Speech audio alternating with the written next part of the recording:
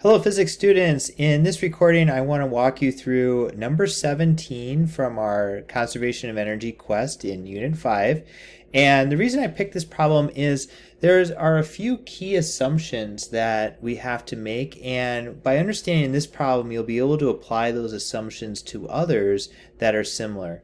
And so I'm going to point these out to you before we start actually plugging numbers into the problem and using some of our equations, because I want you to start to train your brain to think about problems this way before you jump to the numbers. All right, so a few things to highlight here is we know that the scenario, if I read through the whole thing, we have somebody on skates and they're moving across a level surface pushed by a friend. And what we're trying to figure out is while the friend is pushing them, we know the force that they're pushing them with, but what we're really interested in is how far that they must be pushed to reach a certain amount of kinetic energy. Now, this problem is using kinetic energy. We could easily substitute that for velocity, and it would be a very similar relationship. But what we want to focus on is some of these key assumptions in problems like this to help us solve these using the equations we have. And so one of the things I want to point out is this word frictionless. All right, now that's going to be key because we're going to be talking about the idea that none of the energy will be transferred to heat or thermal through friction.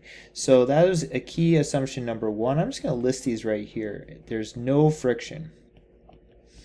Okay. All right, so therefore, the energy we're talking about is purely mechanical energy. Okay. The next assumption we can look at here is that they have a horizontal surface. Okay. Now that's going to be key as well because it's going to make finding the net forces a little bit easier in this case, and we can focus on that the force from the friend is just this 46 newtons, not acting at an angle, no components that we're going to be looking at in this case. And then the last thing that's a key assumption is that it's starting from rest. So the VI, the initial velocity, is 0. And they say that right here, starting from rest. Okay, so then their initial kinetic energy is 0 too. Now, why this becomes important is when we're factoring in this idea between energy and work, because they're telling us a force and they want us to find a distance. Okay, those are keys in my mind as I'm reading through this problem, that we're going to fall back on the work energy theorem, and that's going to help us solve a problem very similar to this. And so I'm going to write that down as one of our key things that we're going to really look for is that work energy theorem. All right, so the work energy theorem tells us that the work done on a system, in this case it's the student who's being pushed by their friend, the work done on that system is equal to the change in kinetic energy. Okay, well, if I write this again, I know that work is equal to then the kinetic energy final minus the kinetic energy initial. Okay, and that change is going to be really key for us to figure out as well. Okay, well, now if this assumption here wasn't true, starting from rest, we'd have to figure out what that initial kinetic energy is in order for us to work through a problem like this.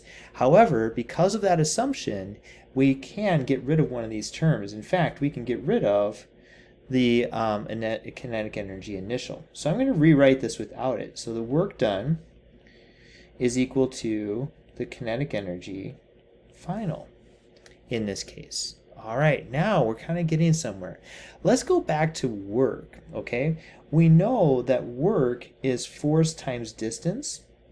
So we have a force acting times a distance, and that's going to equal to our kinetic energy in this situation. All right, well, I'm going to even rewrite kinetic energy, and algebraically we know that that is equal to 1/2 times mass times velocity squared. Okay, now here's where you often see the equation written out so you could solve for other things like velocity. All right, now for us they make it even simpler. They tell us what that final kinetic energy should be. So I'm going to write that in as 350 joules. Okay, so hopefully you're kind of seeing how this will fit from the given information in the problem. Okay, and they're also telling us that it's along a horizontal surface, so I know I don't have to worry about a component of the force. So I can use the 46 newtons, I can use that as my force. So I'm going to plug in here 46 newtons times the distance traveled is equal to my 350 joules of energy. All right, now it's just a matter of solving for D. This is exactly what I want when they're talking about how far something travels. All right, so let's do our little rearranging and see what we get. D then is going to be equal to 350 divided by 46.